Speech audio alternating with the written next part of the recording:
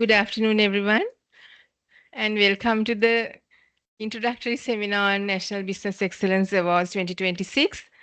This is a standard program that we organize every year to provide more guidance and clarifications in filling up the application for you all.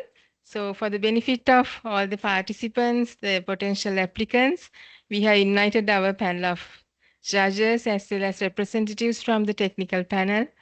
So I would like to introduce Senior Professor Ajanta Dharmasiri, co-chair of our panel of judges, and Mr. Lasanta Salgado, co-chair of the panel of judges, Mr. Rajit Pereira, chairman of the Technical and Financial Evaluation Committee, who are here to provide more clarifications and explanation how you can fill up the application form.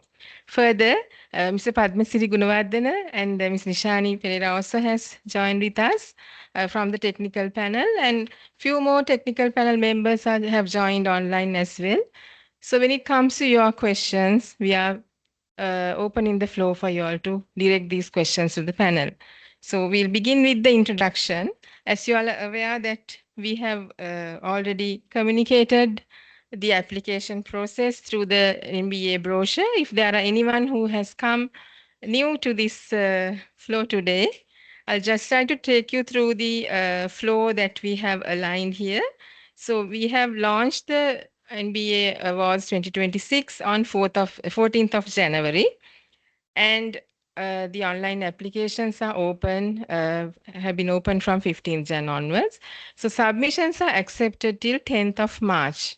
So you have one full month with the clarifications that you received today. You can prepare yourselves to the proper filling of application. And then we'll be carrying out the desk review as well as the technical and financial data evaluations. Afterwards, the shortlisting and final panel of judges reviews with the individual shortlisted applicants. So these are the eligibility criteria just for your information.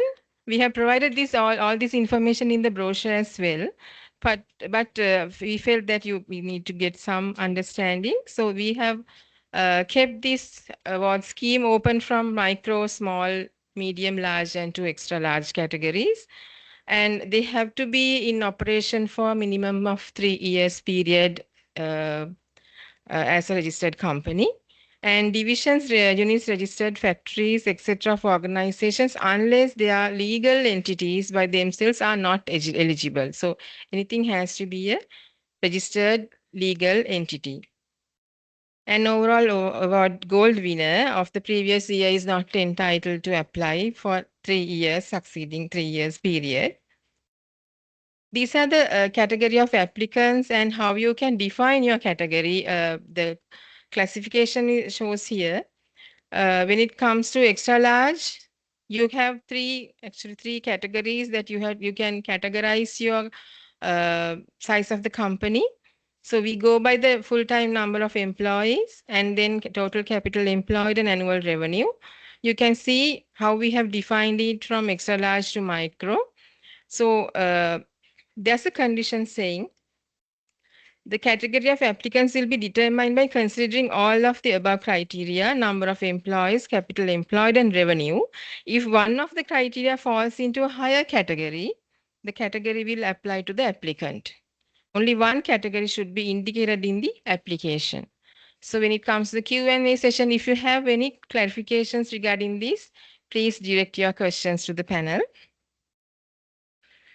This is the excellence model, how we have defined the evaluation process of the excellence through the application. So we have 7 pillars in the excellence model, starting from leadership, corporate governance, capacity building, performance management, local and global market reach, environment and social governance, that is ESG, plus your financial performance, financial business performance. These are the classification of awards. We have 3 main awards: overall excellence, that is gold award for overall excellence, silver and bronze. Then the criteria awards based on the pillars that I explained. You have the winners and runner-ups from corporate governance, capacity building, performance management, local and global market reach, ESG, and financial results. So once again, you will have more into the category winners as well, like micro, small, medium, large, extra large. You will have one winner, first runner-up and up to second runner-up. These are the sectors that you can apply on. We have given these details in the brochure as well.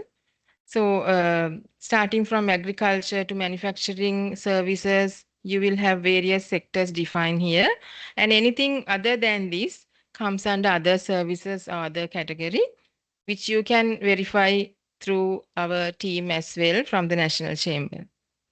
This is how the evaluation process is structured. We have a desk review and a technical and financial evaluation review, plus the final panel of judges review. So it's a very comprehensive uh, evaluation process that we follow. The marking schemes are defined in this manner. So we have a total of 1,000 marks coming through all these pillars. So for the leadership and strategy, we have allocated 150 marks, and corporate governance 110, capacity building 150, performance management 130, local and global market reach 190, environment social governance 120, and business and financial results 150. So the application gives in detail how each section you can score in each question itself. The marks are defined, the breakdown. So the application process we accept through the online application, and the brochure can be accessed from the website itself, nationalbusinessexcellence.lk.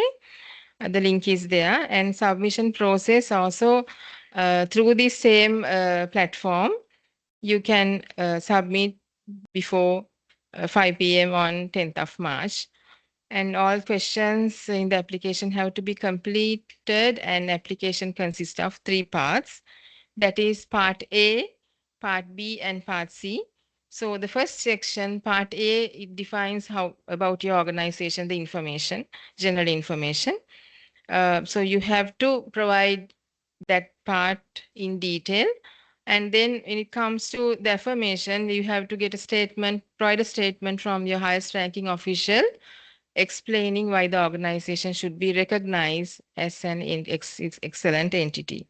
So Professor would add more thoughts and requirements from our end. Then part B about the award criteria. So we will take you through this section separately, one by one for each pillar, how we expect the answers to be there in these sections. And the word limits also there. Then the financial and business results, uh, also we will explain to you in detail by Mr. Ajit Pereira, Chairman of the Technical and Financial Evaluation Committee. Authority, we should emphasize this actually, the chairman of the panel of judges or the co-chairs will be the sole and final deciding authority regarding the evaluation procedures. And we don't actually expect any personal contacts with the panel of judges and any samples of products or anything to be shared with them. All information provided in the application will be treated strictly confidential, and it will be only based with the dealt with the panel of judges and the technical evaluation committee.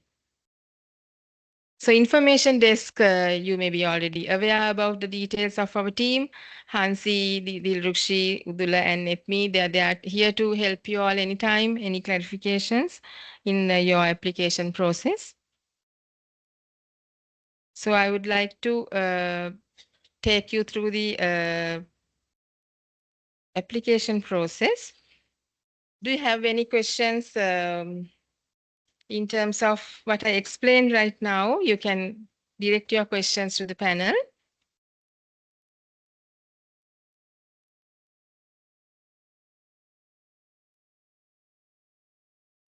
If you do not have any questions right now, you can direct your questions while Professor commences his detailed explanation on the excellence of leadership and strategy. So I would like to hand over the session to our senior professor, Ajanta Dharmasiri, co-chair of the panel of judges.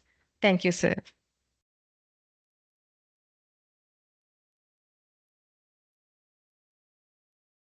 Thank you, Mrs. Nilupul Chandrasena, who played a pivotal role in launching this award scheme this year as well.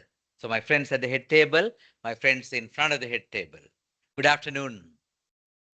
That is a good response, but not an excellent Good response. afternoon. Good afternoon. Good afternoon, Thank you, sir. because it's all Good about afternoon, sir. excellence, and I can hear the responses from the virtual participants. That's a very encouraging sign in a high-tech world.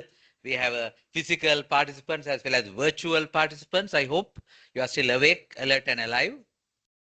Thank you for showing that. So my task is very simple in taking you through the first pillar, that is leadership, excellence in leadership and strategy. There's a slight twist in the document, so I suggested first pillar, excellence in leadership and strategy. Second pillar, excellence in corporate governance and not and strategy. So we need to rectify that. So first part, leadership and strategy, which will go hand in hand.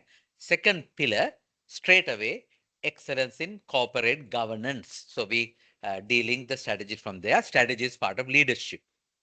So to begin with, some observations we had, myself and my co-chair, Mr. Lasanta Salgado, when we were evaluating, or rather when we were reviewing and when we were discussing with your top team. One fundamental thing, you have to begin with the end in mind. Begin with the end in mind. Some of the people who are here, I'm sure you are the doers, you are the executors, you are the form fillers, but the people who come for the final discussion are someone else. They're different. So what you put into the application and what they know about the application should be consistent. Sometimes we saw when we asked questions about the application, the people who came, be it the top people, they are not aware and they are not familiar and they are not clear. There's a clear sign that someone else has done the application and someone else is coming for the discussion. That should not be the way.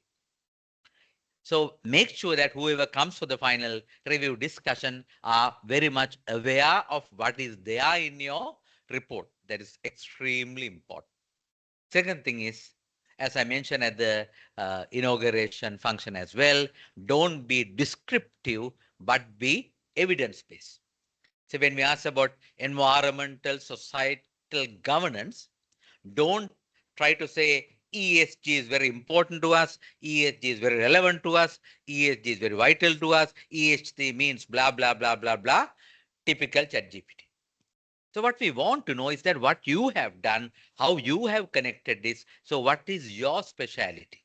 So I would say three simple logical processes: initiatives, importance, and impact.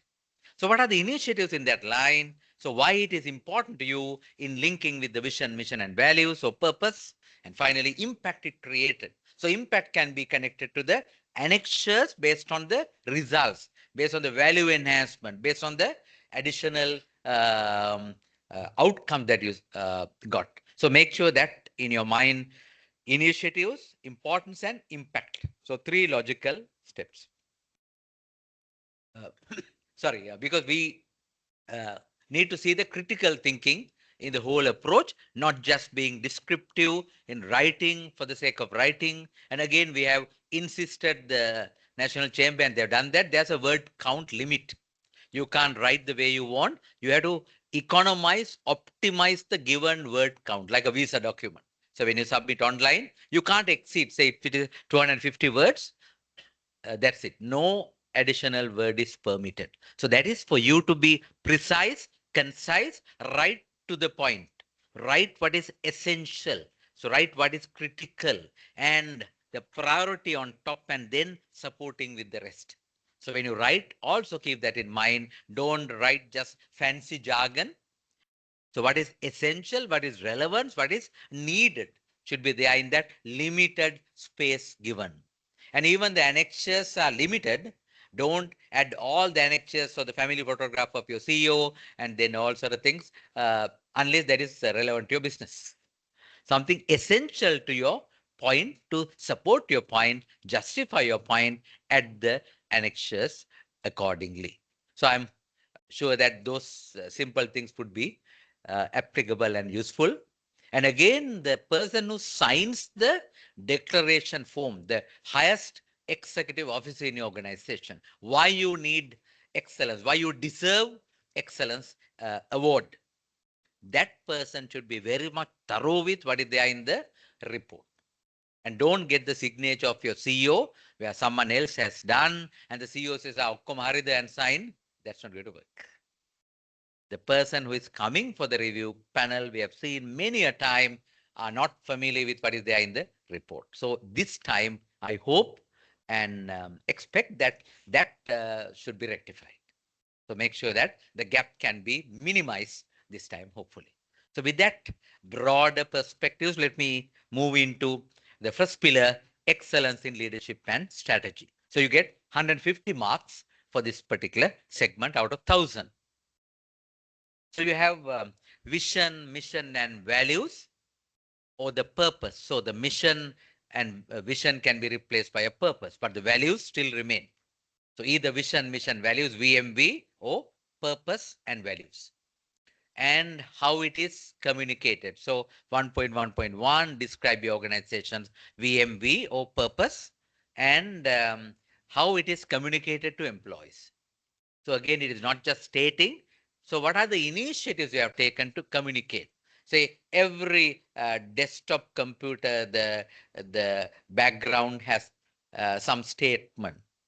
The screen has some statement, or there are banners, there are posters in public places, and so on and so forth.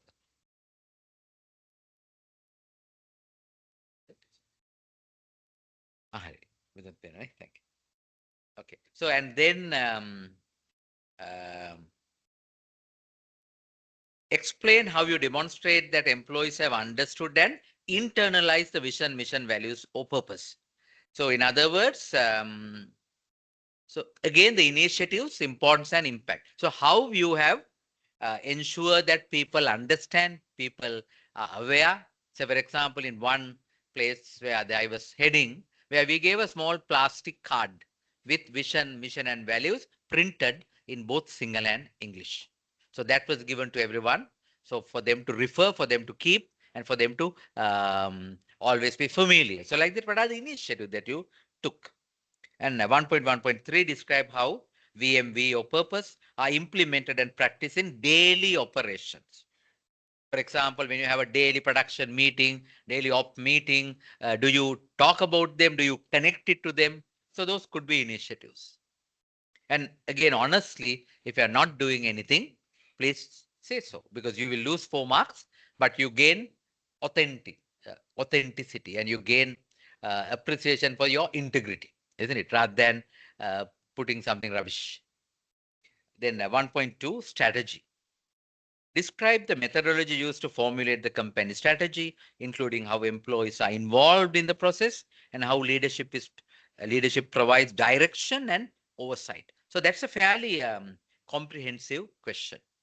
There you can even add a little flow chart, or you can describe how it all started, perhaps through a brainstorming session, kind of a away day session, some kind of a strategy session facilitated by an outside consultant. And then based on that draft, how you refine, fine tune, and so on. And then who were the people involved, and what are their official representations, and so on.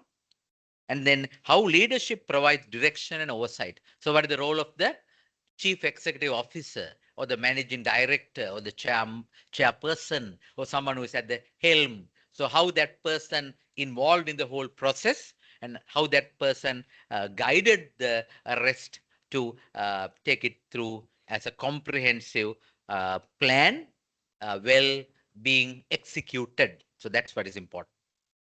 And then 1.2.2, explain uh, how changes in the business environment are assessed, how future scenarios are developed, and how strategies are formulated to address future requirements.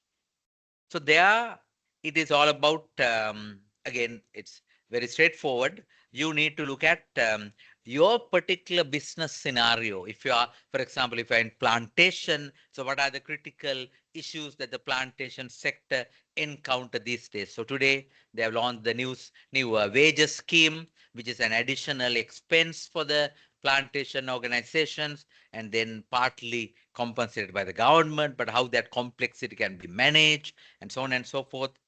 Then in that case, how you would formulate strategy. In my little understanding as a learner of strategy, strategy comes from the Greek word strategos, which means art of the general, how you maneuver the people. It's your game plan, your game plan, how you plan your game to win. That's what strategy is all about. And then you can describe the initiative that you have taken. And then 1.2.2, explain how changes in the business environment are assessed, how future scenarios are developed, and how strategies are formulated to address future requirements. And sometimes we do a SWOT analysis, strengths, weaknesses, internal, opportunities and threats are external. And sometimes we do a PESTILI analysis, political, economic, social, environmental, technical, legal, and ethical. And then favorable factors, unfavorable factors. So the favorable factors will give you opportunities, unfavorable factors will give you threats. So again, that's one way of looking at it. And some people look at the must-win battles. So what are the barriers in front of you? You need to overcome them in order to move forward, and so on and so forth. So there's no hard and fast rule to use this particular approach, this particular practice, this particular technique. No, but as far as you are doing something well, which has worked really well, which has shown results, this is the time to show us that excellence in action.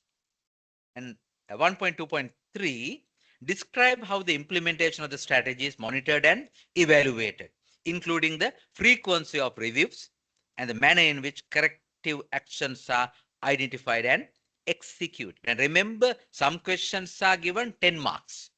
Some questions are given 5 marks. Some questions are given 4 marks. Some questions are given 2 marks. So you should know the level of content required. So we expect quality and quantity both. So the right quality and right quantity in line with the expected length, expected volume, because of the marks will give you the emphasis required about the details.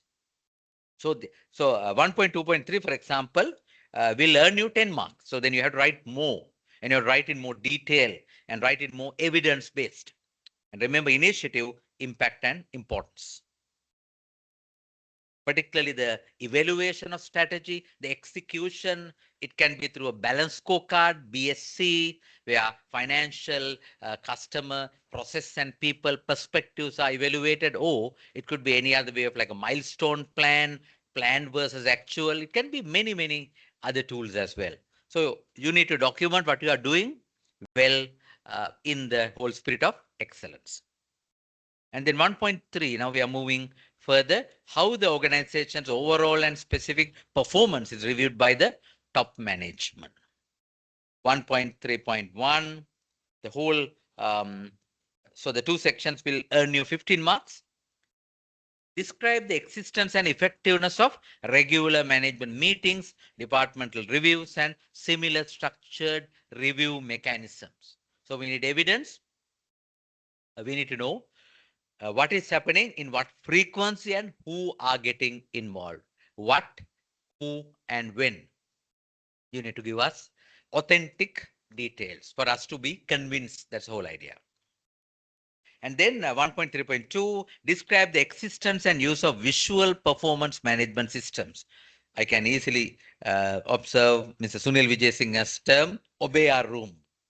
In other words, a room where things are visually displayed, where people come and discuss, interact, and then talk about what is there visually placed. It can be even a virtual room where you share a dashboard, where you share a scorecard, where people comment, people know if something is in red, that needs better attention, better improvement. If something is in amber or yellow, which is marginally below. If something is in green, that is happening well, exceeding the expectation kind of thing. So you need to have some kind of a visual management system, either a visual dashboard or a visual scorecard or a visual or a physically placed posters or some graphs where people come and discuss. It could be any of those things which are comfortable to your people, which are familiar to your people, which are culturally applicable to your setting in your organization. So those are the things that we are. So here there can be very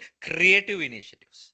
And you might be doing something extraordinarily different where others can use it as a best practice. So your best practice can be other people's next practice. So that's what we are interested in. And then 1.4, how the leadership inspires the workforce.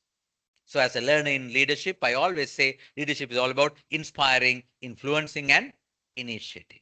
Inspiring words, influencing deeds, initiating seeds.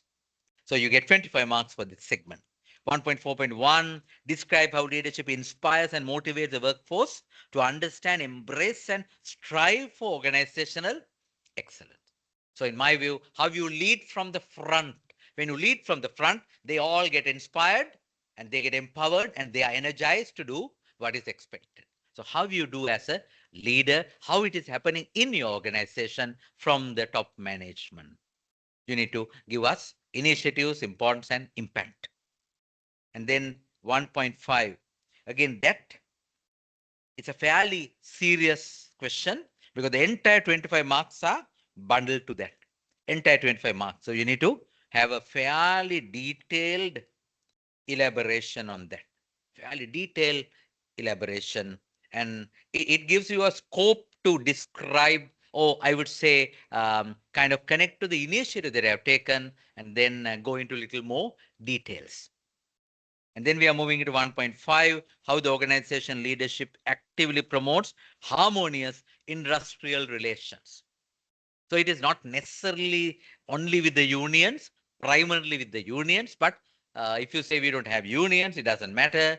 It could even be employee relations or relations with your workplace partners. Describe the existence and effectiveness of regular dialogue and engagement mechanism. How you maintain a consistent conversation with the people, employee relationships. And then, so what is the mechanism? What is the forum? What is the opportunity for you to have that regular dialogue?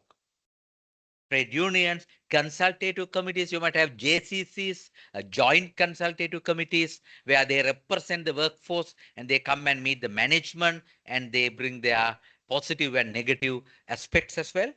And then employee representative bodies and top management. Again, it's how you meaningfully engage as true leaders. And then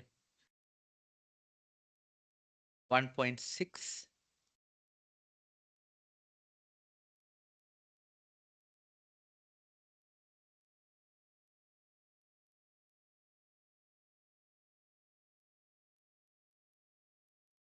1.6.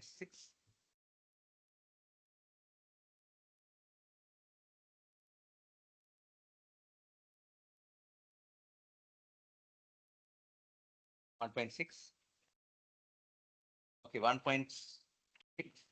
Sorry about the slight oversight. So 1.6 about other aspects of governance.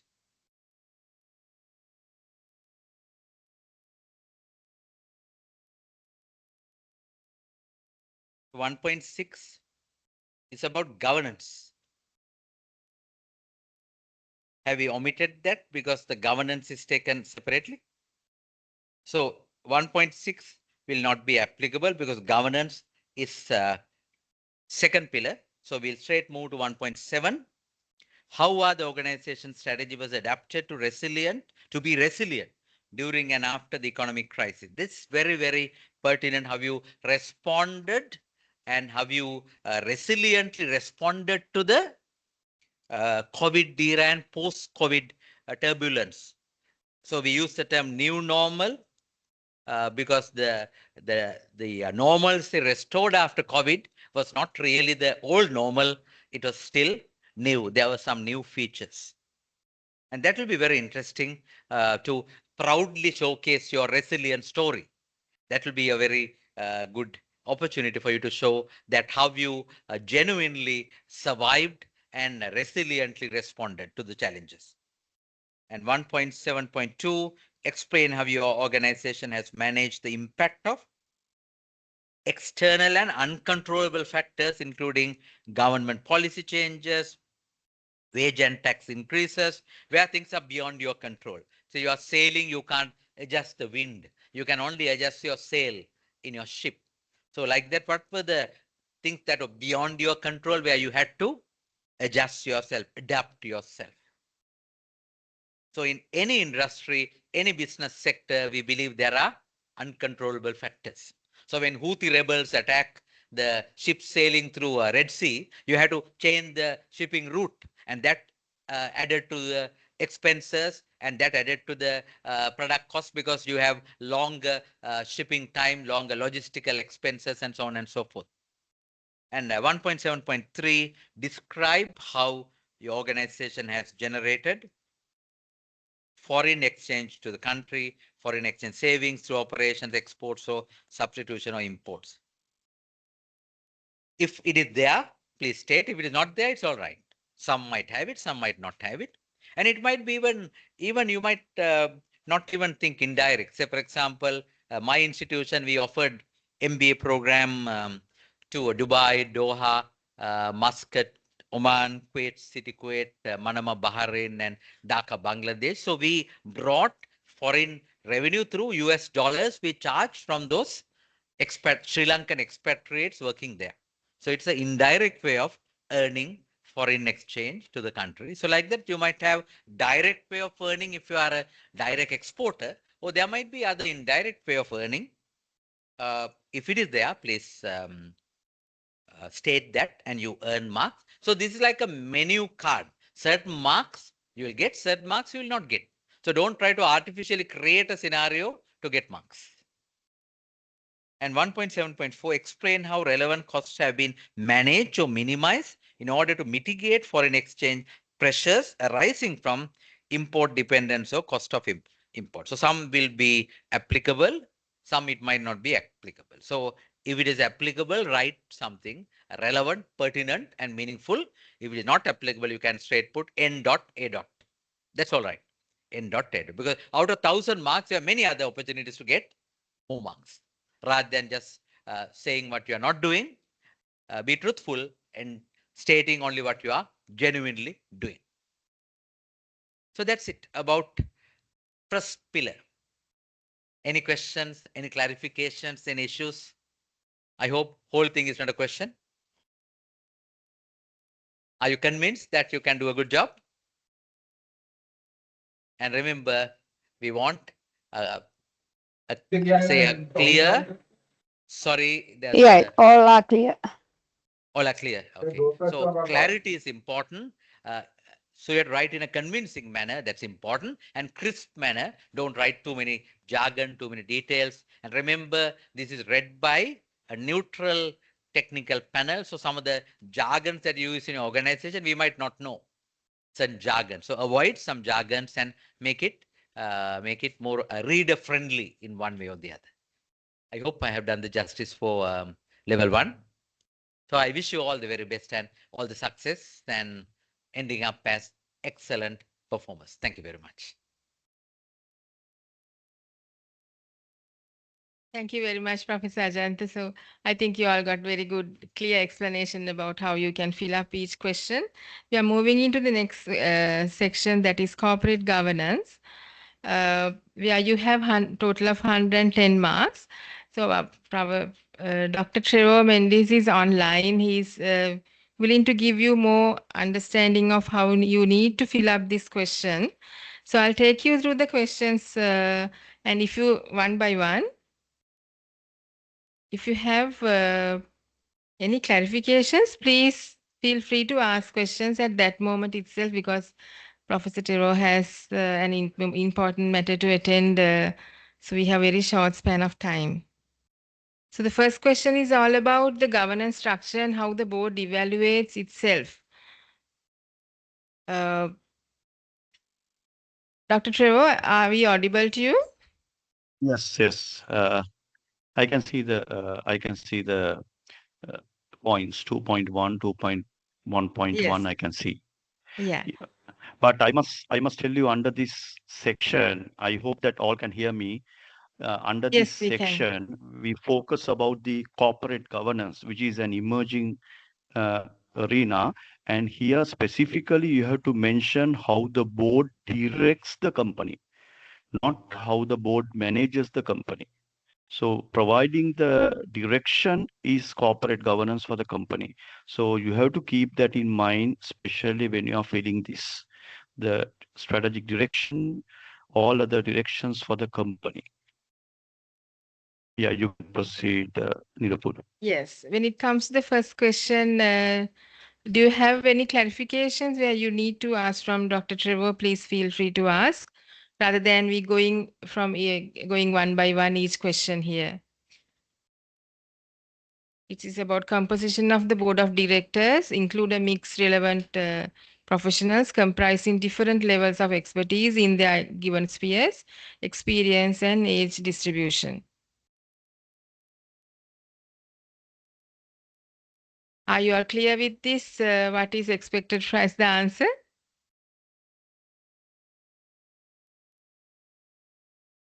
Moving on to the second question, 2.1.2. What is the method of appointing new members to the board and methods of board members orientation initiation? Do you have any have a nomination committee with terms of reference? Dr. Trevor, would you like to add your comments on this, how the answers are Yes, expected? yes, there's a way to appoint new directors to any board. So the basically the accepted norm is that to have a nomination committee where they select good people, shortlist, and then have an interview, and then based on the expertise, that's why we say the board of directors should be a set of professionals. So how do they appoint the committee? Don't mention the clauses or the conditions that is stated in the Company Act.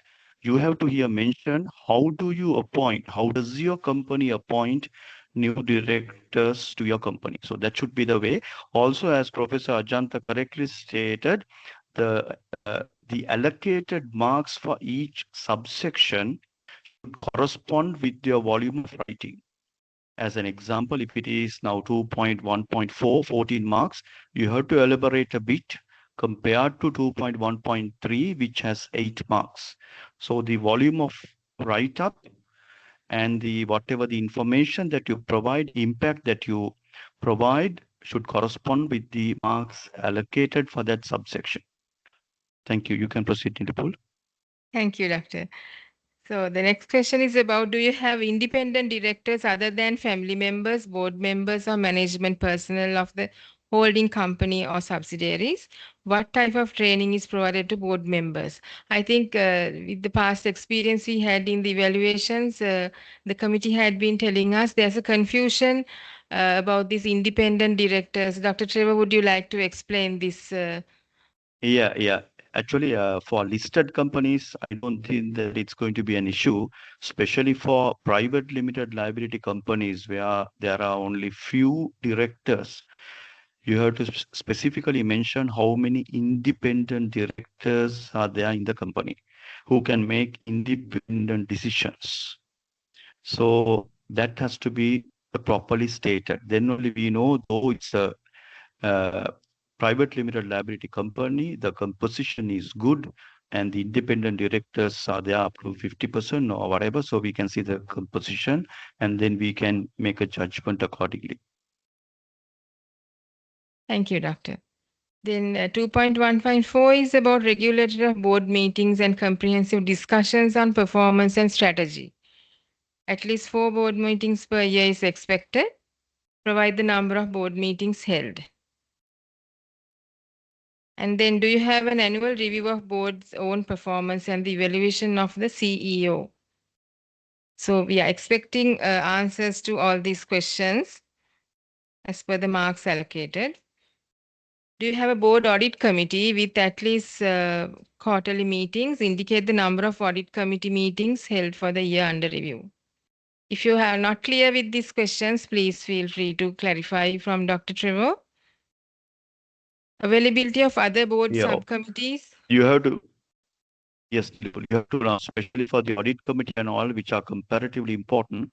So you have to mention who heads the audit committee and the professional background and who are the other members in the audit committee and so on. Even if it is a private limited liability company, it's better to mention if you have all these processes in place. Thank you. Thank you. Then, do you publish an annual report with comprehensive details and within stipulated times? I think those are straightforward questions. Describe how the organization practices ethical sourcing and supply chain practices. Describe how the organization measures reliability of its reported practices in ethical sourcing and supply chain practices. Do you have any clarifications on these questions? The online participants are also invited to ask your questions, or else you can send through the chat. Yeah, because my suggestion is when you answer this,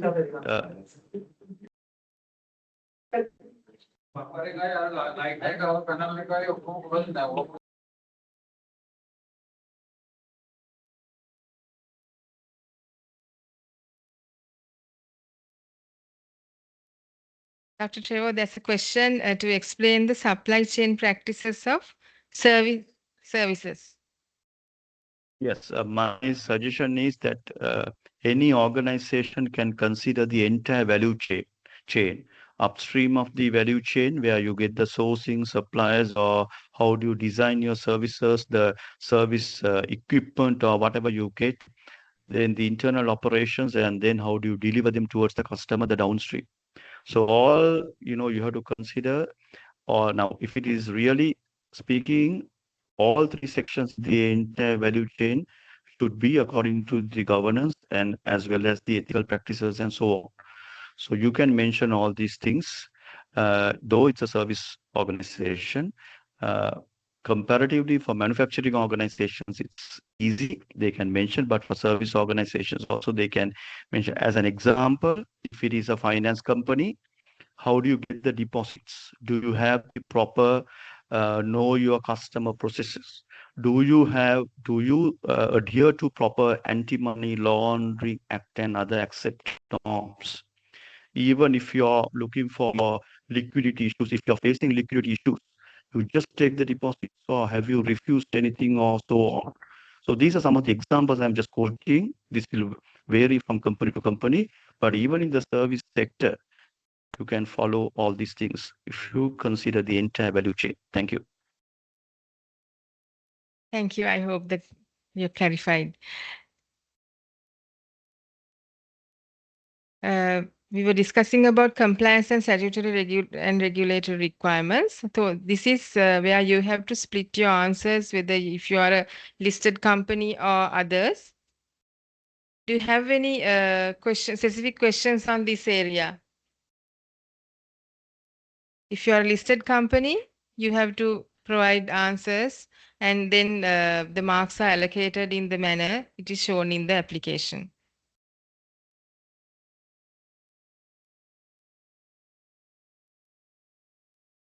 Can we move on if there aren't any clarifications from your end? Any online participants?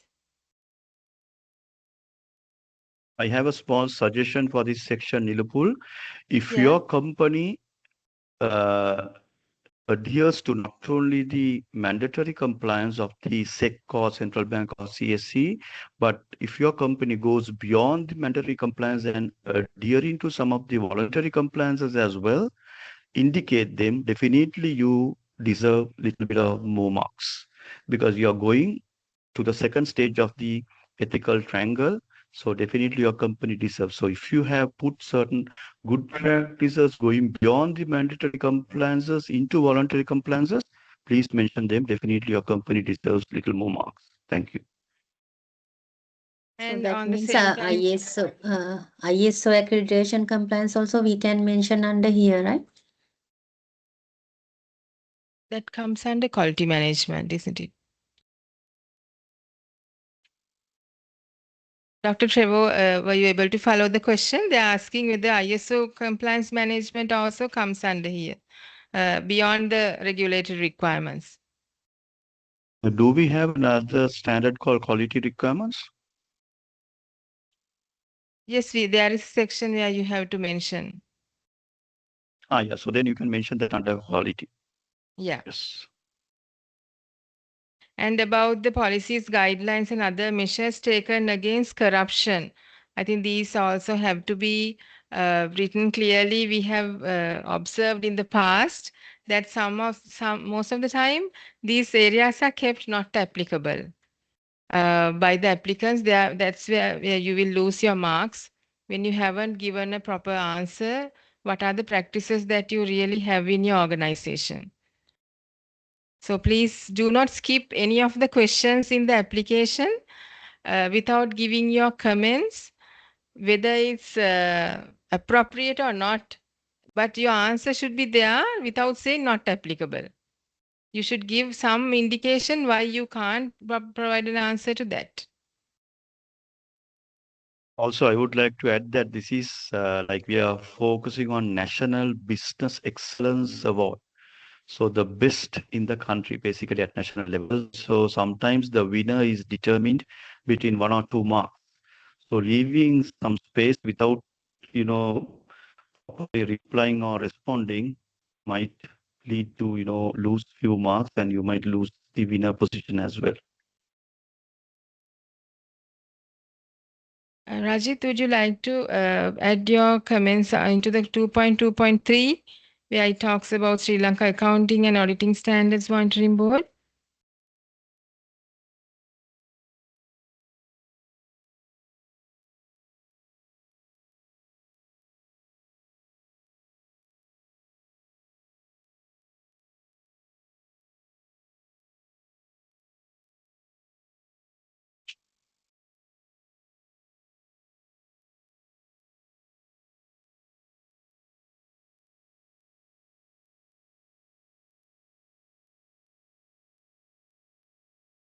If I'm not mistaken, it is 500 million as per the act. Is defined as SPE.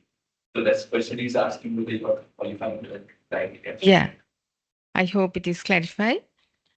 And on 2.2.4, has your company ever been warned or served notice by Colombo Stock Exchange, Securities and Exchange Commission, Central Bank of Sri Lanka, or any other regulatory authority for any malpractice or non-compliance? If yes, please provide details. Compliance with the regulations of the Central Environment Authority. So these are very specific, and we need the honest answers from your organizations, because end of the day, the validity of the award, winning an award, you will not get the actual recognition if we find out during the final evaluation process that you have not disclosed this actual information. Also We'll move- indirectly reflects on the ethics and integrity of the company as well for not declaring. Yes. We'll move on to the excellence in capacity building with the interest of time. I would like to invite Mrs. Asantha Salkadu, our co-chair, to explain the questions. If you have any clarifications, I'll take you through the questionnaire. 3.1 is about how product service innovation is carried out in the expenditure on R&D as a percentage of revenue.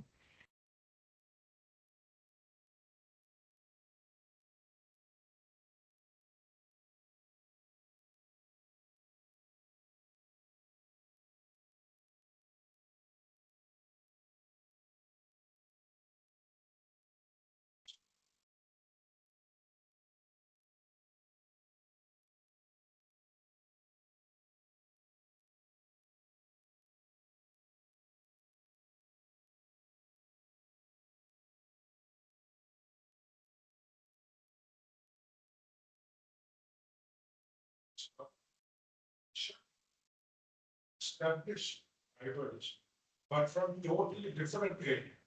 If you take, for example, the car industry, where was BYD 35 years ago? Even an IT company, Xiaomi, is now in automobile manufacturing.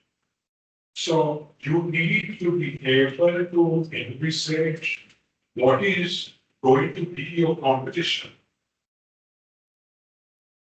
What are the realities of your doing business? And how to improve your product, how to improve your service, and what are you going to spend in terms of R&D to maintain your position in the market? And those questions are in 3.1 to 3.1.5 are designed to find out what evidence do you have to show that your product has been improved, how service innovation is carried out, what do you do to make your product better? Give you another example. Long years ago, somebody started an industry just 13, 40 years ago. Somebody started selling string operators. So there were hundreds of places selling string operators. There were mobile units that started selling string operators. But how can you guarantee that you will continue to sell strings in far greater volume and maintain your market superiority or your market position? Is it price? Is it size? What is it that you would do in order to maintain and develop your market position?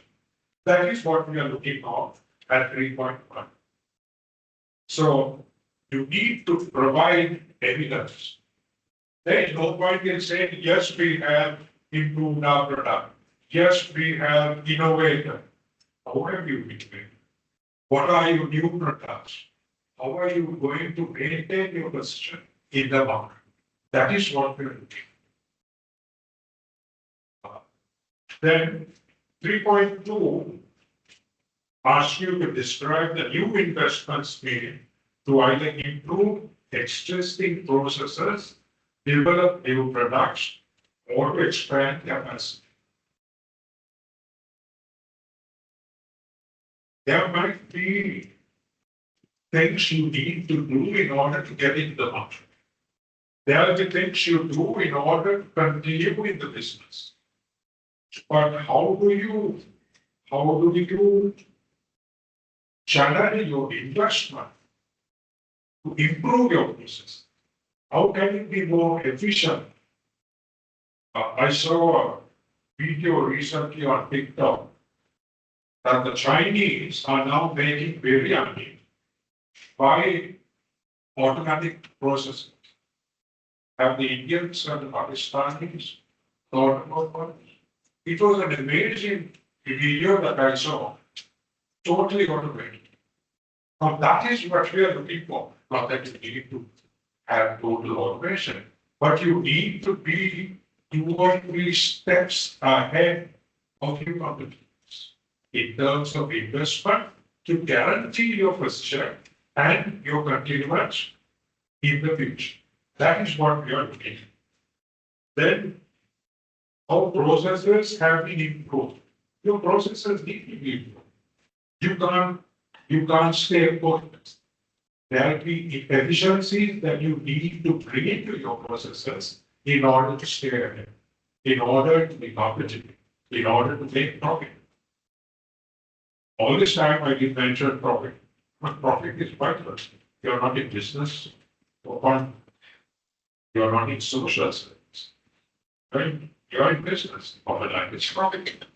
But despite that, you need to be able to spend money, to do things, to innovate, and to retain your market position. And that's what we're looking at. And the evidence. Don't say we do this, we do that. That's not it. What is the evidence you have to show us that you have done these things? That is what we are.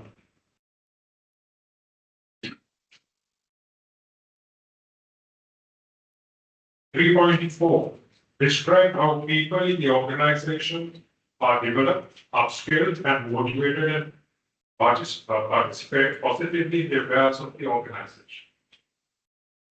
Don't say we have a training plan, we train our people, so many hours of training was done in the last year. We trained so many people, that's not enough. How do you link your capacity? How do you develop your people in the organization? Is it linked to a strategic plan? What is it? Has your strategic plan been in terms of, okay, we are going into these businesses, we need X amount of people, these in the quantity and quality, and broken down that into tangible terms. And you have developed your people not for the sake of running training, but develop your people in the quantity and quantity you need for your future, in and linked to your strategic plan. That is why. So it's not a simple process. It is not something you say, okay, somebody decides, when somebody decides we need to train people in this area. That is not it. We need to train people in some areas because that is vital for our business, both this year and in the next 5 years. So how do you develop your people? How do you develop your capacity to ensure your business carries on without inflection? Improving processes, systems, and also meeting the competition. How do you stay relevant? How do you stay ahead? So you need to ensure that the environment in which you do business is conducive to doing it. Is it a learning environment? Do you encourage your people to innovate? Do you reward them for all this? These are the things that we need to look at. Are there share option ownership schemes? What are the incentives you give to your people in order to make them contribute in a relevant way to developing this capacity that you need? Look, innovation does not come only from the top, or it may not come from the top. Innovation comes from people who are in the church, who have better ways of doing things. You can learn a lot, for example, from a mechanic in the garage than the owner of the garage. So, what is the environment you create to trap that information, to trap those skills, the experience, and institutionalize it so that the organization benefits? So, briefly, that is what we are looking at. So, I'll stop at that, leaving you to ask questions in this area.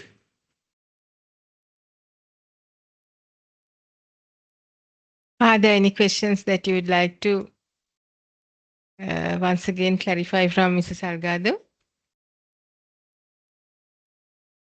So do we have to consider data of the last financial year or Whether to consider data of last financial year? up to now? Basically, need to understand which financial year we are covering. If it is a December company, I mean accounts, you have to from 2024 January to December. Otherwise, if it is March 31st company, it's April 2024 to March 2025, 31st March. Okay, so Most recent. after March 31st up to now data we can't consider for this report, right? No, it's not applicable for this because the evaluation is for the financial year 24 and 5. Okay, thank you. Any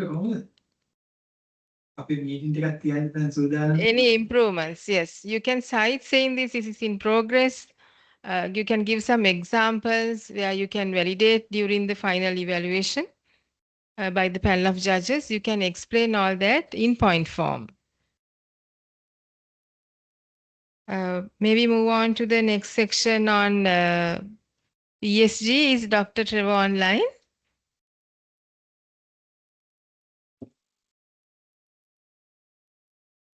Yes.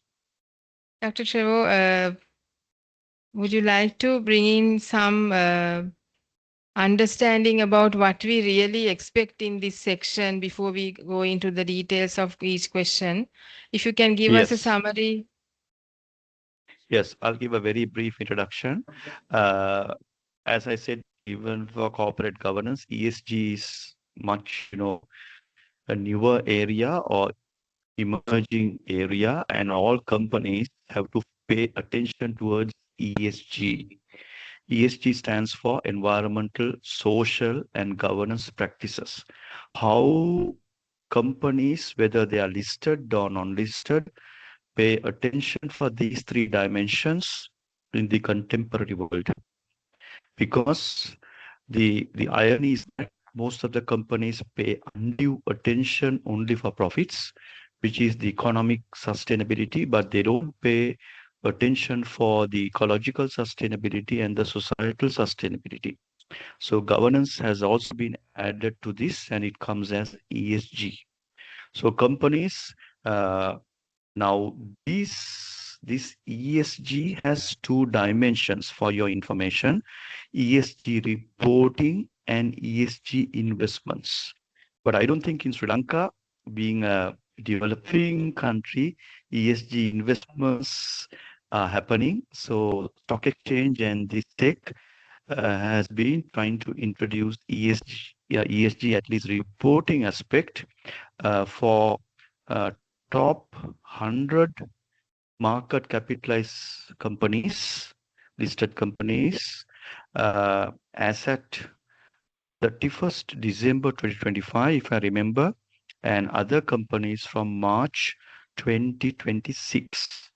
But since NCC is considering the evaluation for 24 December and 25 March, this ESG reporting does not fully, that cannot be fully applied. But as a leading company, as a company that is concerned about the ESG, they have to have certain practices in place.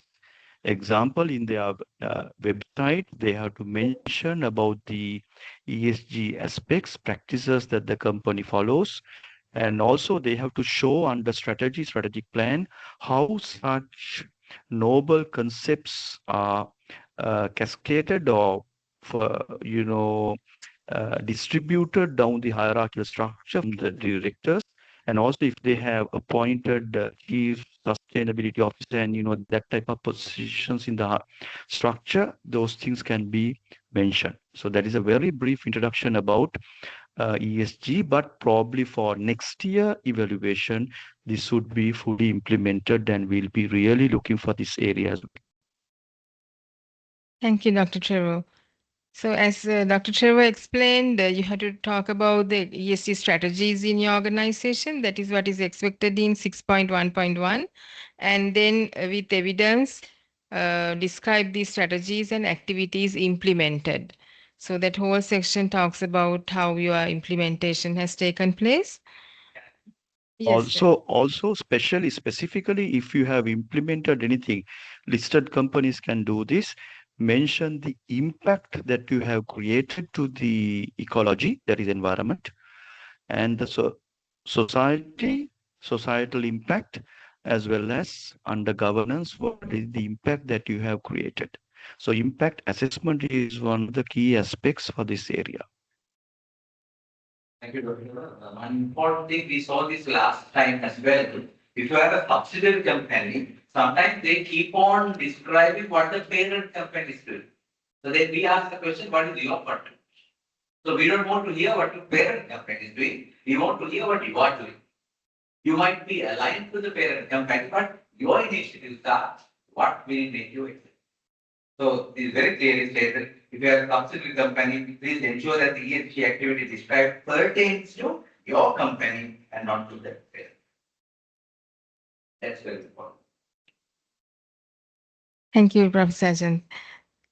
Moving on to the next question is about ESG operations, impact and responsibility to community. Here we talk about the community, your employees, as well as environmental sustainability. That's how the question is bit lengthy under ESG, and it's very important. That's why it has been described into these sections. So when it comes to your community, what are the things that you do? What are the activities you do? With government organizations, NGOs, or any other groups providing relevant details and outcomes. So you have to provide details as well as the result, the outcome. Then describe any projects, community-based programs, maybe your CSR activities to the community. So you have to give all these with evidence. So don't describe what is about ESG operations to the community. It's about how you practice it and how you practically operate these things with the results that you have seen during last year. Yes, also, as an example, if the board has approved this entire process of ESG to spend X amount of money by way of a board resolution, you can even mention that at the board meeting held on this particular date, by way of a resolution, board approved X amount of money for societal aspects or investments, and the project is going on or project was completed, and the impact was X, Y, Z. So that like that, you have to provide evidence, initiatives, evidence, as well as the impact. Thank you, Dr. Trevor. The next section is about responsibility to employees, that is your own internal customers. How these initiatives have taken place and demonstrate the responsibility towards employees. So those also we require with the evidence. Dr. Trevor, if you can give an example to enlighten on this area. Yes, yes. Basically, first you have to treat your internal customers before you treat your external customers. So in that aspect, you can say that the policies of the company, you may be having few policies as well as the responsibility towards employees. Now, based on my experience, sometimes, now a simple example, if I quote, we see some rosy reports in annual reports, rosy uh, write-ups in annual reports about HR and so on, blah, blah, blah, right? We see our human resources as a strategic asset and all that. But when we see from the other side, evaluate, the staff turnover is much higher than the industry norms. So then there's some, it doesn't tally. So these things you have to be very careful, and you have to ensure that, okay, what your what is your company doing about towards the employees' responsibility and accountability towards the employees. All these things should be stated properly. Ethical practices, unethical practices, and so on. Thank you. Thank you, Dr. Trevor. We'll move on to the next section is about the excellence in sorry, I missed the 6.1.4, which is also a very important area, involvement and contribution by the CEO of the top man and the top management in societal affairs. So there you have to show how this whole strategy is cascaded from the top to the bottom in the organization. So those also you have to provide with evidence and describe the participation of the CEO and top management in programs and of national importance, including ESG initiatives, social development projects, and other activities that benefit the society. I'll provide the rationale for this, for the introduction of ESG for the world, because companies need to make profits. No two words about that. But for them to make profits and to show a profit growth, they have to have the society. So they have some kind of an obligation towards the society. And then for the society and the company to survive, we have to have the ecology, right? Due to global warming and various other things, if we don't have oxygen, how can we make profits? So this is how it comes. and that gets integrated into each. That's why they say it's 33, 33, 33. So under this 6.14, right, you have to specifically mention the board and the CEO and the top management's commitment towards the societal aspects. Thank you, Dr. Chiu. Then the excellence in environmental sustainability. Concerns for the environment through your organization. Describe how your organization has established environment sustainability targets and goals, including their scope and objectives. And organization's approach to climate risk assessment, including physical, transitional, and regulatory risks. Identify opportunity arising from climate-related initiatives such as new products, energy efficiency, or cost reduction. Explain how climate risk and opportunities are monitored and integrated into corporate strategy and reporting. So these are all interlinked questions. Dr. Trevor, would you like to elaborate further? Yes. So this is basically, I don't think that these can be applied for private limited liability companies and micro type companies, but especially for listed companies, yes, they can focus on that because they have a huge responsibility towards climate risk assessment and all that, as well as the ecological aspects. What is their commitment? What is their contribution to protect the ecology and to ensure that our next generation and the generation after next would enjoy the same benefits of these resources? So there they have to mention just one project is enough sometimes, like say water purification system or launching a massive renewable energy project and then getting the required energy from that without depending on fossil fuel or coal or whatever. So that type of projects, especially for listed companies, you all can mention. And also don't forget to state that the impact that they have created positively to protect the ecology. Thank you. Thank you, Dr. Trevor.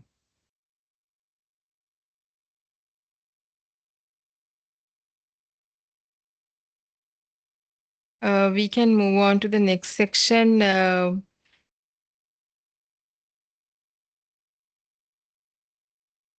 On performance management. I would like to invite Mr. Rajit Pereira to take over the first section of the performance management, and then to Mrs. Asante Salgado. First section is about budgeting process. Yeah, sure.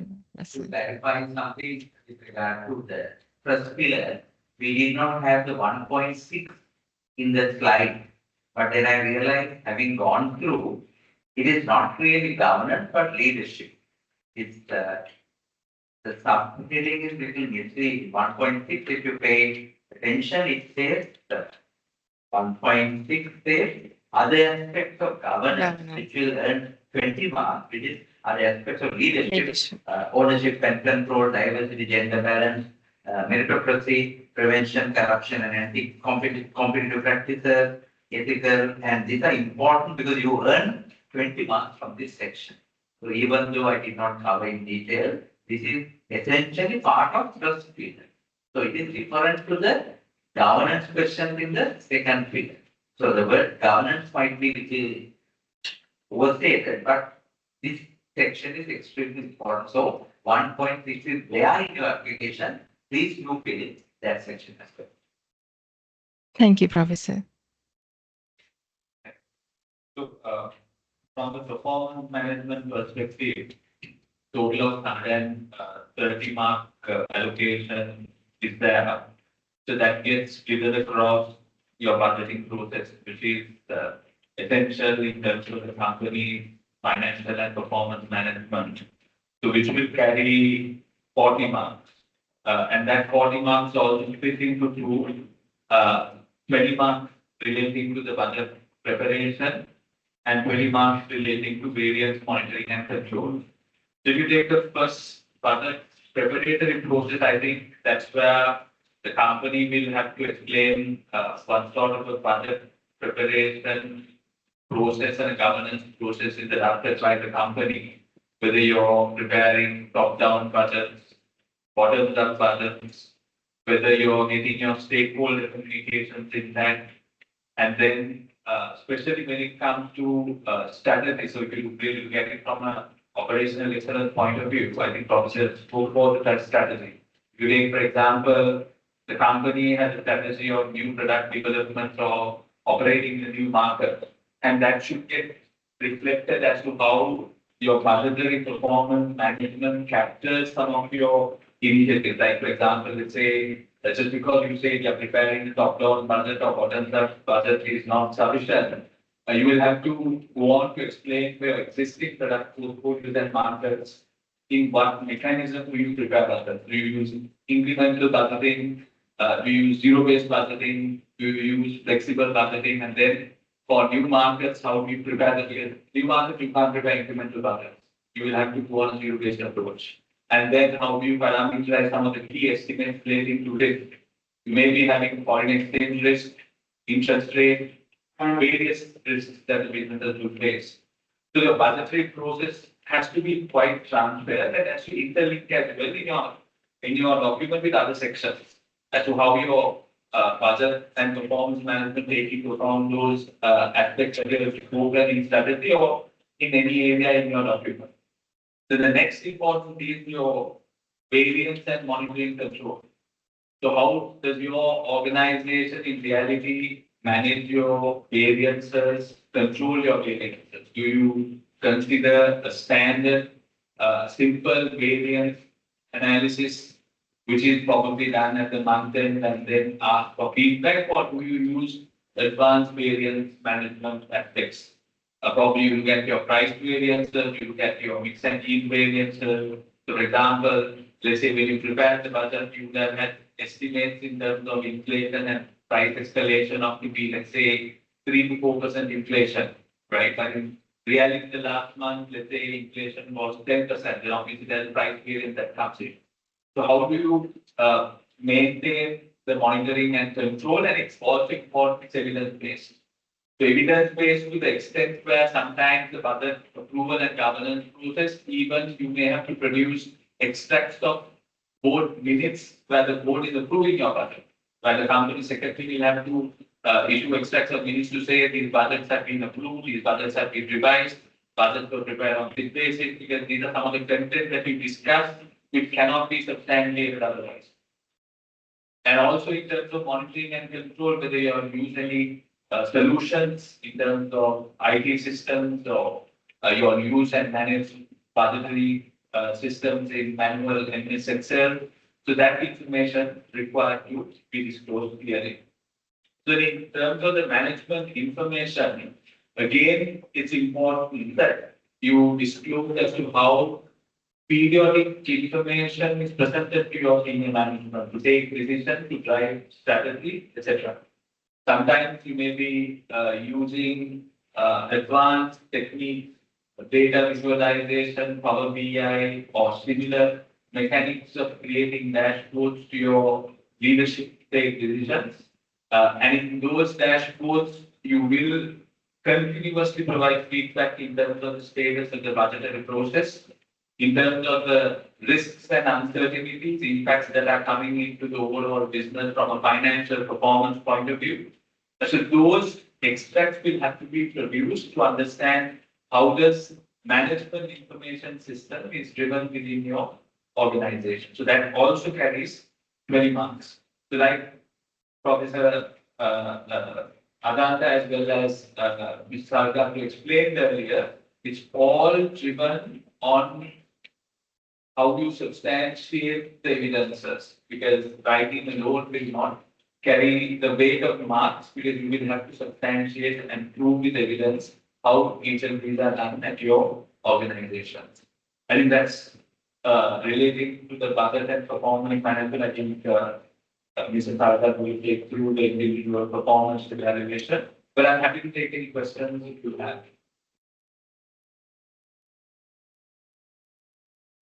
Thank you, Rajit. Can we move on to the individual performance evaluation section now? Mrs. Algado, would you like to add any comments on this?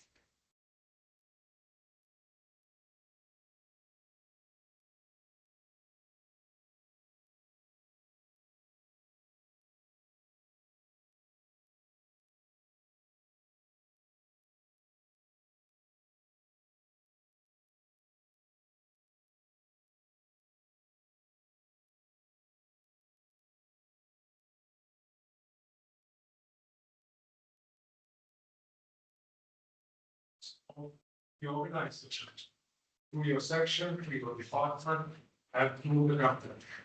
Does it contribute? There is no point saying somebody has done an excellent job. What is the link that has to your organization? How does it contribute? So in short, it goes back to your strategy, it goes back to your plans, all that has to be looked at. What is the process? And remember that any performance evaluation system is not foolproof. It's not 100% thing. How do you eliminate bias? What is the extent you go to do that? And once you have performance evaluation based on a certain process, these result areas, rules, objectives, all those come in. How do you evaluate these people? And once you evaluate these people, what do you do with them? It has to be linked to rewards. Just as much as the company looks at profits, and an employee would look at what's in it for me. I have done this, that, and the other. How does it translate into money for me? So how does it link to your rewards system?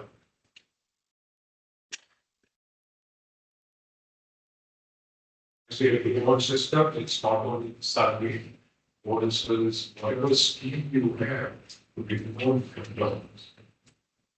Then you might have people who underperform. What do you do with them? You just write them all, that person is useless. Leave them aside? No. If your recruitment system has been right, you won't have totally useless people. You will have people who can be made use of. So what do you do to bring them up to par? That is also something we need to look at. It's not only how good your system is, it's also how good is your system to identify people who are underperforming and what you do to bring them up to scratch. So that is what we are looking for in performance appraisal system. Is it computerized? Is it process driven? Linked to your organizational goals? What do you get out of it? And the evidence you have to support what you do. So that's basically what we are looking at. And the excellence of what you do. Almost every organization will have some scheme of evaluation. So what do you do to have an excellent system that distinguishes you from the other organization? It also doesn't mean that merely because you're better than most, that you're excellent. You must have excellences. That is what we're looking for. Excellent systems in performance management. Is it agreed? Over to questions.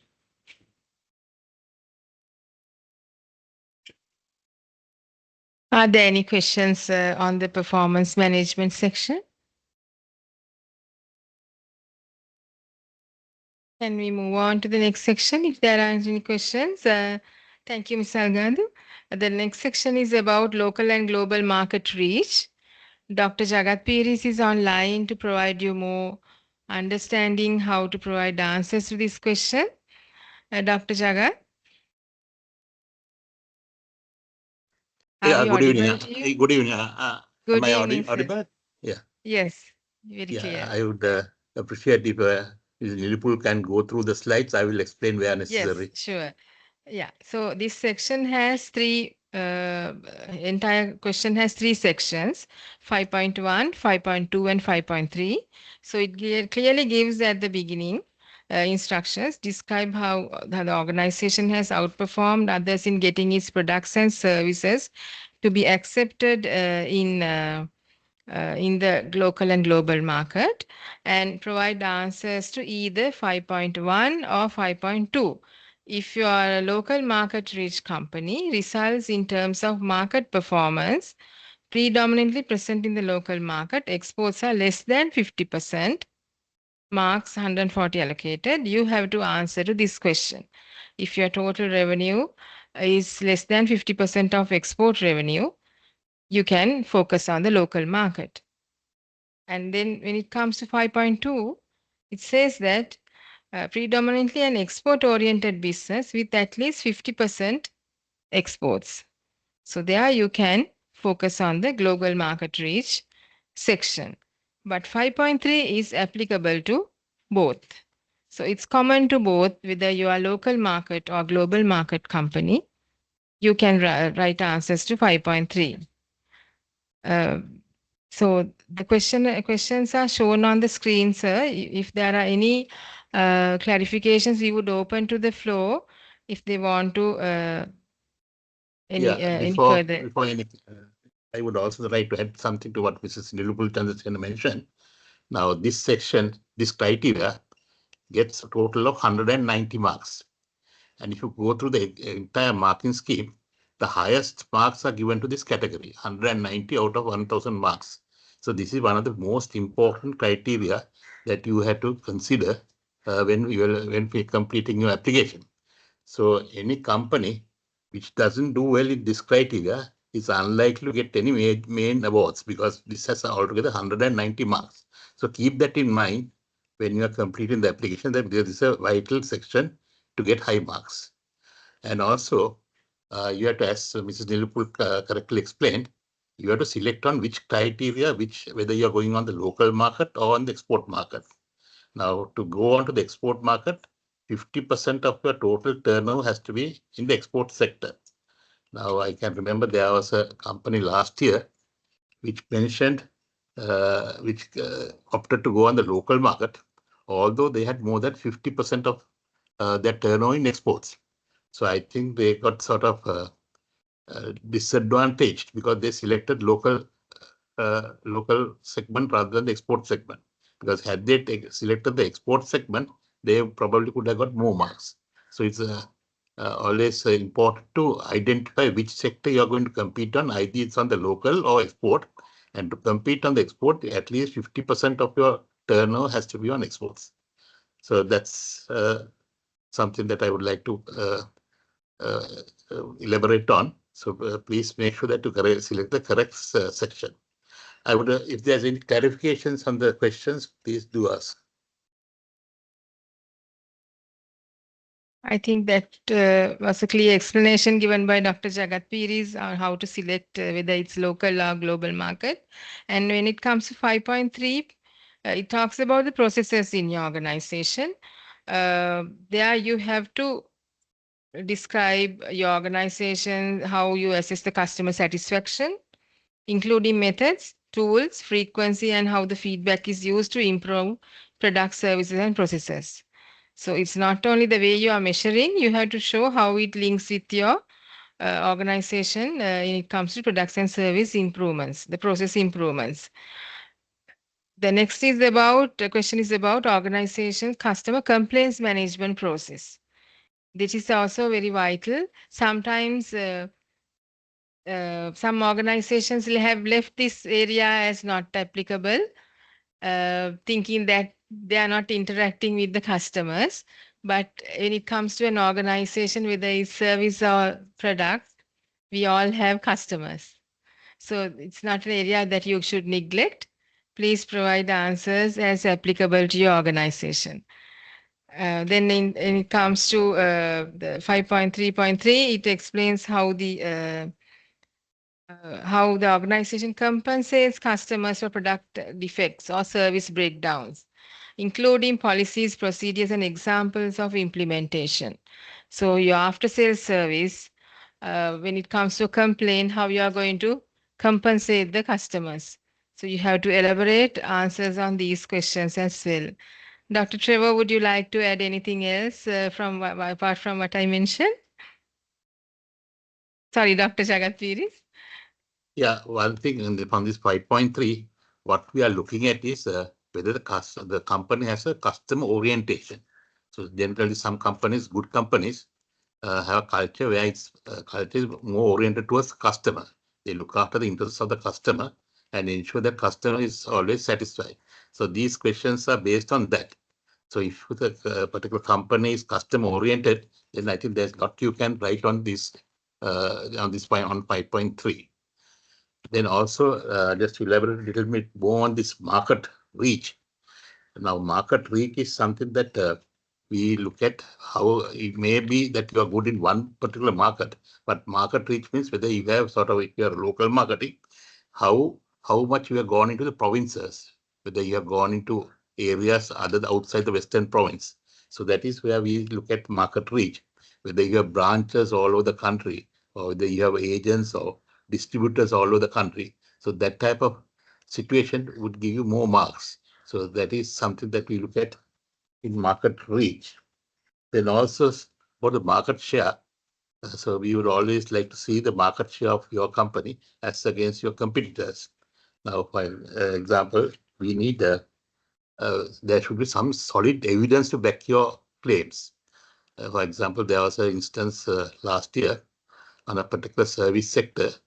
One of the companies, CEO of that company, came in and said that they are the market leader. Little later, another company, again another senior official of that particular different company, also claimed to be the market leader. So we don't know which one is correct. So to avoid that type of situation, it's always good if you can show proper evidence, that is independent party evidence, where you are the market leader or your market share is such that you are above the other people. So that type of the evidence has to be available for us to give you marks.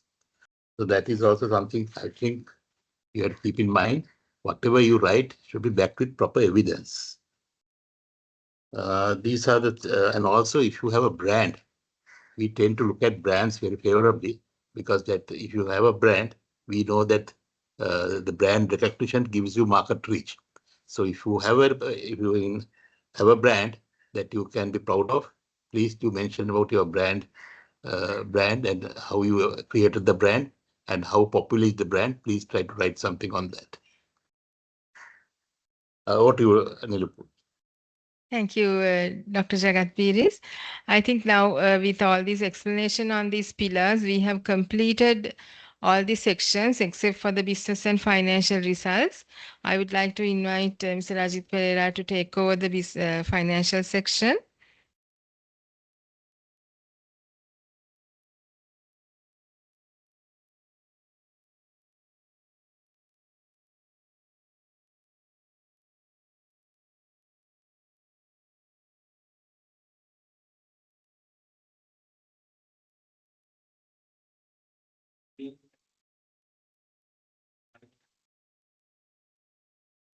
Financial results at KPI, which is analyzing your revenue, which carries 40 marks.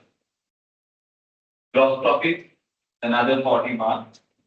Return on equity and return on assets, 35 marks each. So basically, the financial performance will be evaluated as well when you evaluate the overall business excellence, because your strategy, your KPI will have to get converted to a financial perspective. So from revenue point of view, you need to provide, as per the form, I think it's already with you, your revenue, your total revenue details, as well as the split between your export revenue and local revenue. And if you look at what is export revenue, is defined very clearly in the application form itself, right? What qualifies to be export revenue of a company is already defined in the application form itself. And also, when you have export revenue, which is denominated in foreign currency, it requires to be converted into the domestic currency, which is LKR, and using the buying rate at the end of your financial year, right? So, total sales, the foreign currency be converted at the buying rate at the end of the financial year. The criteria for the conversion is also provided. So then, from a profits point of view, if you look at section 2, Your net profit before tax and before exchange gains and losses will have to be provided. So you'll understand it's not only for the year of competition, which is 24-25 that we collect, we also collect the data starting from 2020-21. That's to analyze the trend and understand better about the company's financial position. The net profit after tax and earnings before interest and tax. So those are key financial ratios which are already in your financial statements. The return on equity under section 3, which is shareholder fund, that is your technical asset minus your liabilities, the funds that are belonging to your shareholders, which includes your stated capital, retained earnings, any other reserve. And the return on equity, that is how much of a net return the company has had against the equity employed by the shareholders.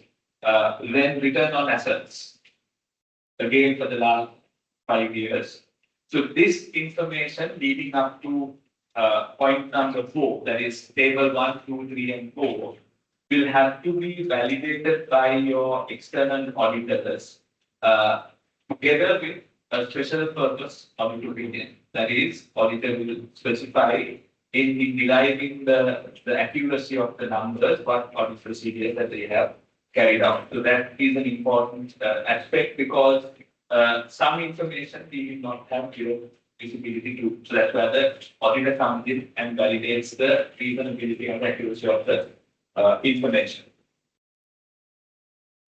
So the table number 5, it correlates with your table number 1, which is your revenue split between your domestic and export. So if you're exporting to any specific markets, your destinations based on the different financial years will have to be disclosed.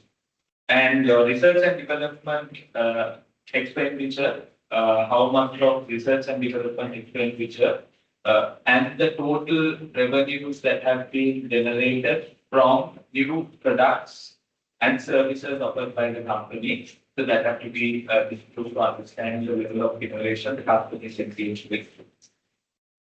Finally, the investments made in the business. This is from a perspective of the business continuity because businesses will not continue with the company's good invest. That's where your investment from different points of view, your land, building, property, plant and equipment, material, machinery, fixtures, intangible as well as other intangible, tangible as well as other intangible assets will come into the picture. So if you have information in terms of certain companies can have trademark, trade name, brand, any logos, those information and the values can be reflected. Copyrights, softwares that are owned by the company, which are patented, which is unique knowledge information to the company. Industrial design product patents, licensing agreements, franchising agreements, which are specific to the company. That information will be listed down here. So this information, some doesn't directly come in your auditor's financial statements, right? So your financial statement sometimes doesn't necessarily reflect your brand values, your trade names, trademark values, unless you have acquired them in a commercial transaction. So therefore, if you are bringing in values, I think auditor will have to verify. So auditor will draw the special purpose opinion from section 1, 2, 3, and 4. But overall, the number which is presented in this section, auditor will verify and provide the authenticity. Yeah. About the financial information and any questions if you have. Say our company is a private limited company and we have two more subsidiaries.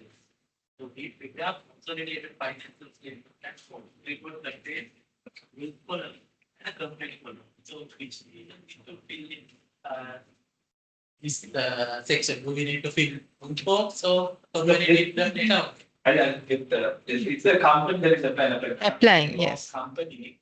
Applicant. It's a company information, not a group. For example, if your company is applying for the awards, you have to provide the company details which is specific to your company. Any other questions? based on what we discussed with all the pillars, 7 pillars. Online participants, do you have any further questions to get answers from our eminent panel?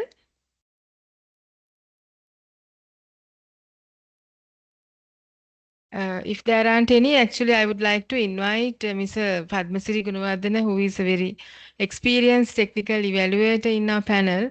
He has some observations like how you can provide very concise and precise answers to the application. I would like to hand over to Mr. Gunawardena to share your experience with examples where the applicants can improve their way of answering. Mike.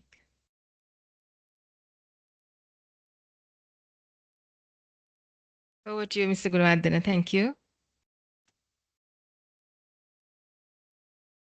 Thank you very much.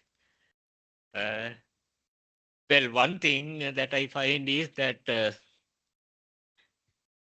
when you answer these questions or whatever the filling up the form, the entire management process really it involves finance, accounts, administration.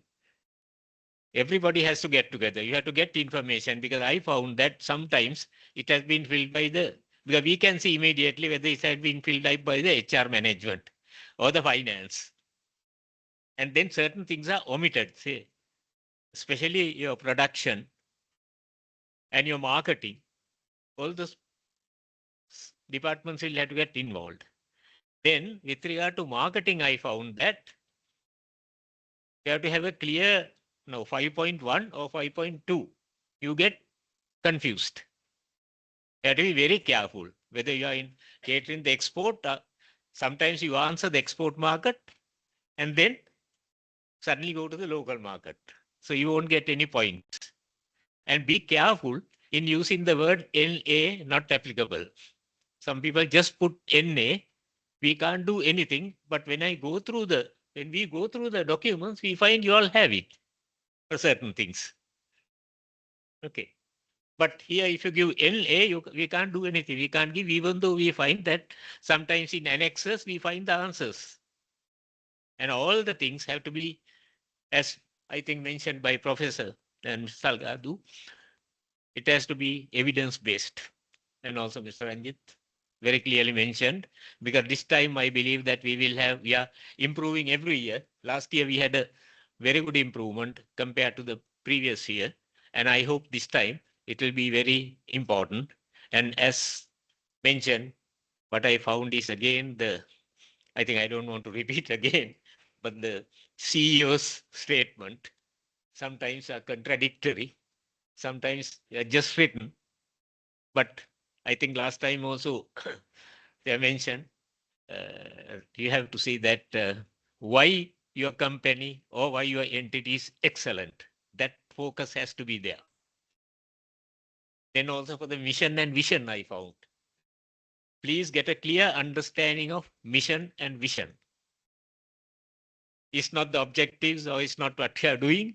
Sometimes you write jargons. And I think it's good that let it be short and sweet. Don't worry about the English language. Right. Even you can write it in point form. And you go to ChatGPT and get some answers and write. And the other thing I found, some even very good companies, 2 companies have written the same thing. So I was wondering how it has happened. Is the same statement, same answer. You go through it, you find it's like copying in examination.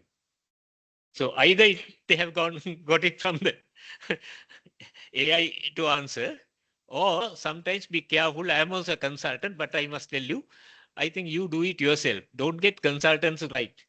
The consultants can advise. Now, when I take something, I advise. Right. But it is your thing that what you have to write. You can improve your English or presentation. And that's what I was told. I don't know. When I was looking, he said it's maybe a standard consultant. I go to company 1 and I go to company 2 and you write the same thing, almost the same thing. We can see that very clearly.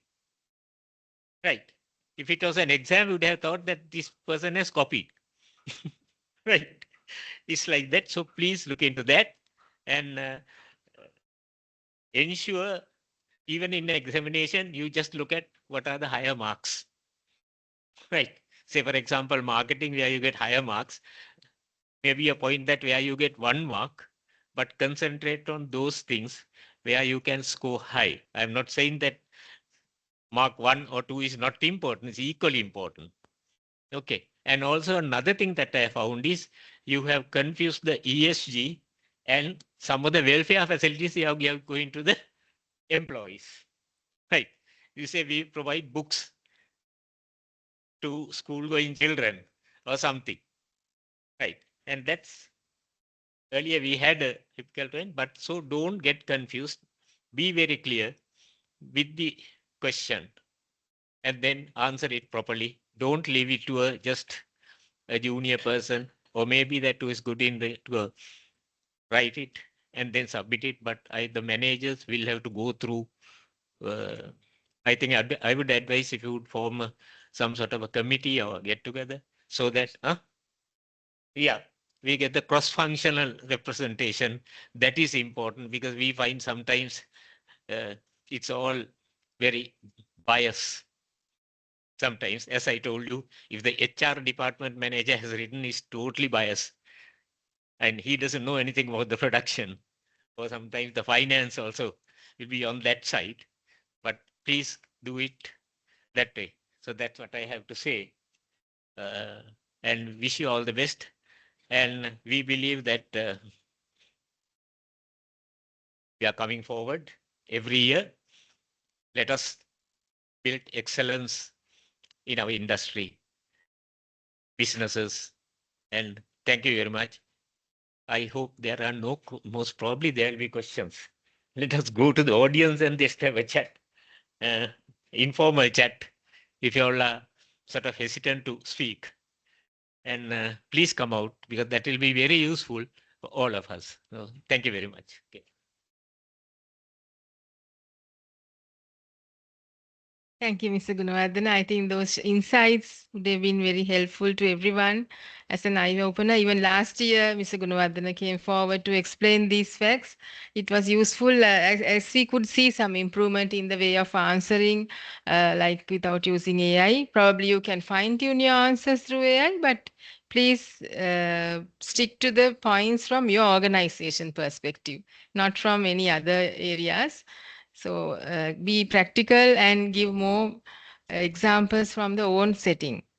Are there any questions that we can take through, or else we can wind up the session because we have to respect the time of our eminent panel, Professor Ajanta Dharmasiri and Mr. Lasantha Salgado, our co-chairs, and Mr. Ajit Pereira, Dr. Trevor, who was online, and Dr. Jagat Piris giving explanation about the market reach. Any online participants, do you wish to get any further information?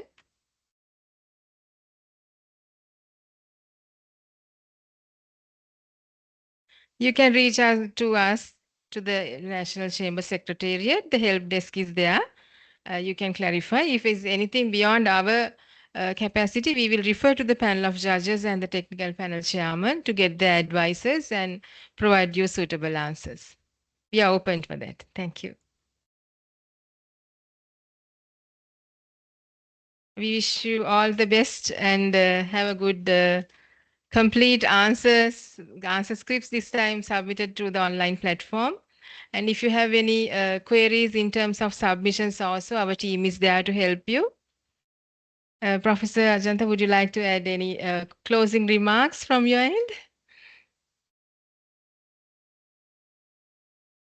I think the proof of the pudding is in the eating. So we are waiting to see your excellence in action. Thank you very much for joining with us in person as well as the online participants. We value your time and the interest to take part in this competition. So have a successful journey. Thank you once again.